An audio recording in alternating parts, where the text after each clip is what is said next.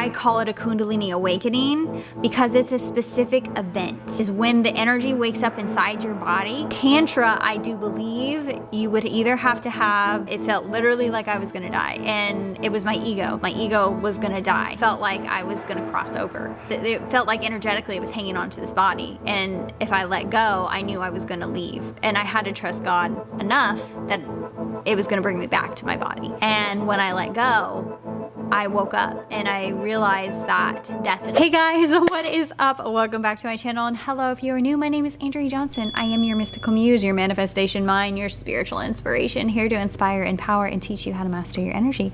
Welcome to Mystical Muse Minds, where we discuss topics to expand our consciousness and improve our lives. Let me grab my coffee, because that is what we need right now at 6 o'clock at night. Kind of do. Actually, no, I don't. All right, today's topic is one of my favorites, and we are diving back into the mystical side of things. You are welcome. We are going to be talking about Kundalini, and specifically a Kundalini awakening, and more so the Kundalini energy inside the body. Now, just to give you guys a little insight, I have had experiences with Kundalini in my own spiritual practice. I have done training with Kundalini, as in Kundalini yoga, and also I've taken courses over psychic development, specifically around Kundalini as well too. So if you're not familiar with Kundalini, Kundalini is the serpent-like energy located at the base of the spine within every single human being. Now, at the base of the spine, that is at the root chakra. Every single human being has this energy within them, and it is our life force, essentially. It lies dormant within each human being until awakened. A bunch of people are just gonna tell you different things on what exactly will awaken it, but truly, guys, if it's meant to happen for you, for this dormant energy to awaken, it will awaken. And you're gonna hear people talk about two different kinds of awakenings. Now, when you talk about a Kundalini awakening, they're gonna say, yeah, Kundalini awakening, it's always running through you. It's the prana, it's the life force energy always pumping through your body. Yes, that is very true. The energy is always going through your body. It's always awake. People can associate life force with Kundalini. Some people associate, libido with the life force as well too, like Carl Jung. A lot of people associate libido with sexual energy, but essentially that is creative energy, and creative energy is life force energy, right? So there's a bunch of different ways in which we can call the energy that is pumping through us, right? Some people call it universal life force, God consciousness energy, but we can all agree there is some form of a life force energy, a creative energy that is high vibrational, that is running the show here, and that there's different levels of frequency going on here, and your consciousness is the thing holding it into this body, right? So it's holding all the different, I call it a song pretty much. Your soul, I want to say a soul. Your body is basically in your soul, which is just dropped into this physical realm, and your consciousness is streaming in all of these energies, these sounds, basically through your crown chakra, and it's being harnessed in the body, and this is your experience here. Your consciousness is the God consciousness behind those energies. So you truly aren't those energies per se, you are the consciousness behind it. You are kind of like being hologrammed, streamed in, I don't know how else you want to say, projected into this body, whatever, but we're kind of getting off topic here. Anywho, the question that I was asked and that I want to cover with you guys is, does sexual energy release Kundalini and or trapped energy from the pelvis area? So essentially, when you have intercourse, does that release Kundalini, and is it healing? Does it release blocked energy? There's a couple different ways in which we can look at just this specific situation. My response to this was yes, but any kind of sacred activity, sexual activity, will unblock the sacral chakra. Extracurricular activities, as that is healing for the body. It truly is healing for the body when it is done in a sacred manner. We humans just don't use it for what it's intended to use. You know, I'm not going to say that I'm an expert in this because I'm not going to pretend that I am, but from just, you know, my own experiences and just kind of what I know from texts that I've read and just Kundalini in general, it is a healing energy. It is life force energy. And when you are in sacred union with a partner and your intention is of divine union, of love with another partner, you're releasing that energy, those hormones within you, and that's life-giving hormones. That is like oxytocin, you know, that is like dopamine, the really healing hormones being released. And essentially too, when you know, have an O, you know, this is why people manifest with those, specifically mainly women, because you can have a lot of them in a row, but you use that energy for manifesting because it is a lot of energy. When you do that, you blow your subconscious wide open. You have direct access to your subconscious to reprogram your cells. So you can rewire yourself and heal yourself if you direct the energy when you are doing this. If you do this with intention, right? It's all about the power of the intention of what you are doing. So essentially that is kind of just, you know, in the aspect of healing with intercourse in itself, not necessarily Kundalini. Now, if you have it unconsciously and you're just giving, you know, yourself away, and it's kind of like draining, life draining, it's actually not good for you. So that's where it's all about the power of your intention. The same action can produce two different results here. So with Kundalini in this aspect, it's kind of the same thing, but we can look at it from the life force energy of what some people would say is flowing through you. So if you look at it from just what I just explained, yes, then it can be very healing when life force energy is flowing through you. What I feel like the question was mainly asking was Tantra. And Tantra is a body science, and I'm not even gonna act like I know this either, but it is specifically designed to heal the body or release Kundalini in intercourse, essentially.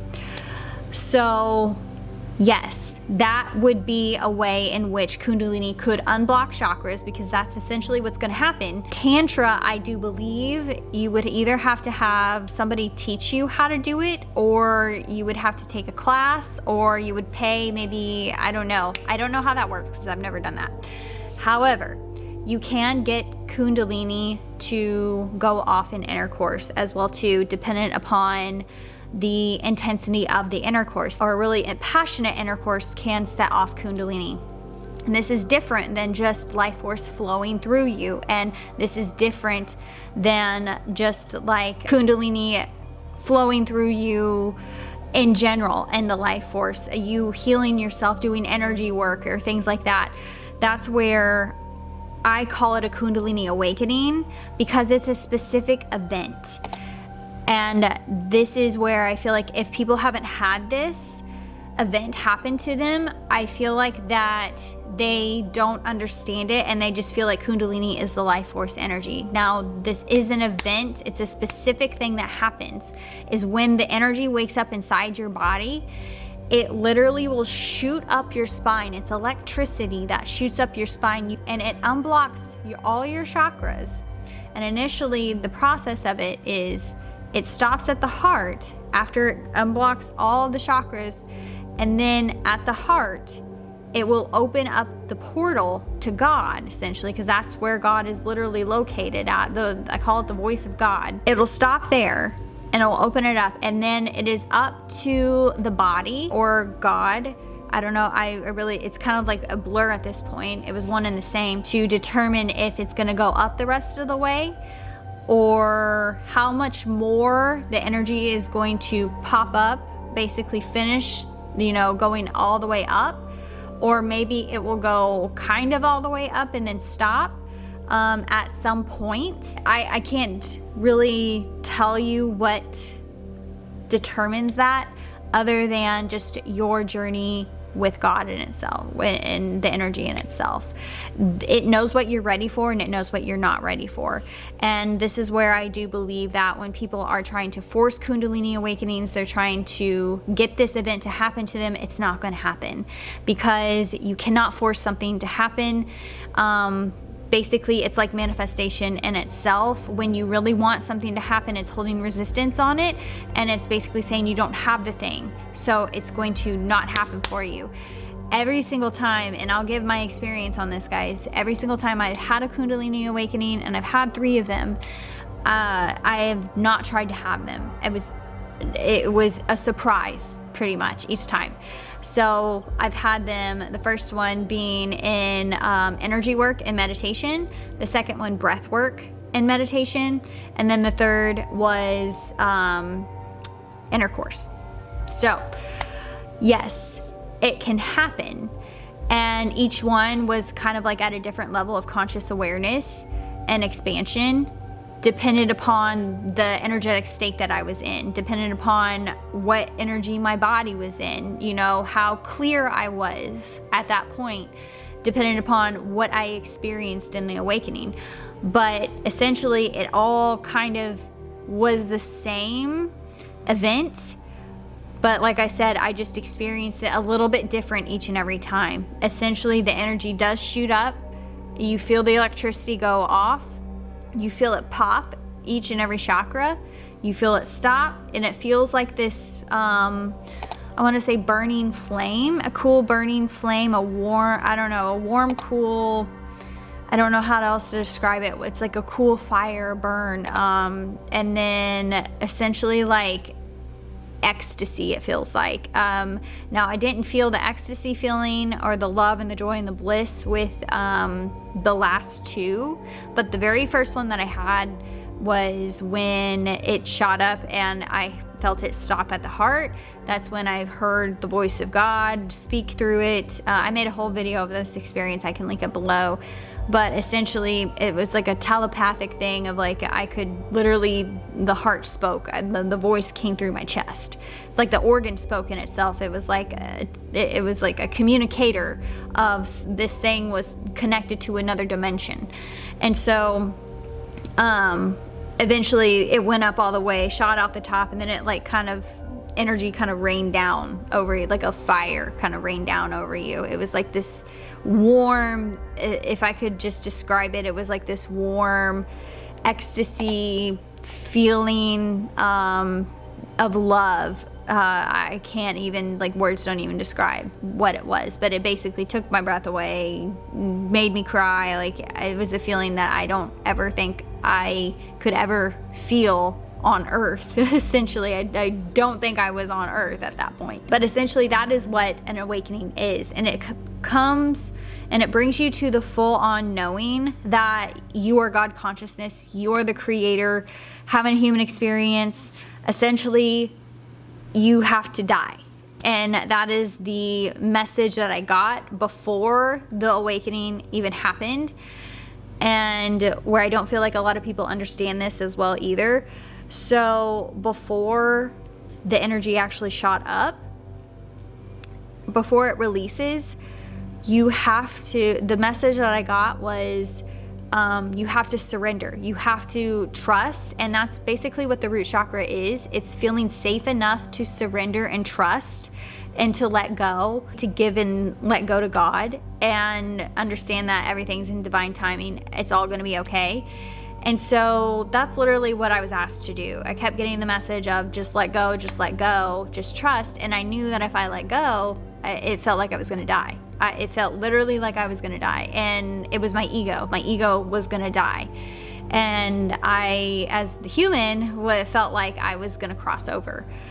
And so I had to let go because it felt like energetically it was hanging on to this body. And if I let go, I knew I was going to leave. And I had to trust God enough that it was going to bring me back to my body. And so I did. I let go. And when I let go, I woke up and I realized that death is an illusion. And then my ego died essentially. And I came into the full on knowing that I'm God consciousness, death is illusion, what this whole confuckery is, essentially. So it was like, it was a full-on knowing that, like, your source consciousness, there was no second guessing. The consciousness behind what you are is literally God. Literally is it. You are it. It's so simple. We complicate it so much. Like, me talking to you, you watching this, your consciousness, it's it. Just the energies you feel in your body, the feelings and stuff like that, those aren't you, essentially. It's just the power of your intention. Your mind is holding them there, because you have thoughts on repeat that you are thinking yourself into existence, because that's the ego, and the thoughts have certain frequencies associated with them, emotions essentially, and so it keeps it on repeat in the body. And it kind of just like, and with each thought that changes, it kind of shifts the emotions, and then, you know, energies leave, energies come. So your mind is like the energetic gatekeeper, essentially. But your consciousness literally is it. And it's so simple. And we forget it. I say we forget it.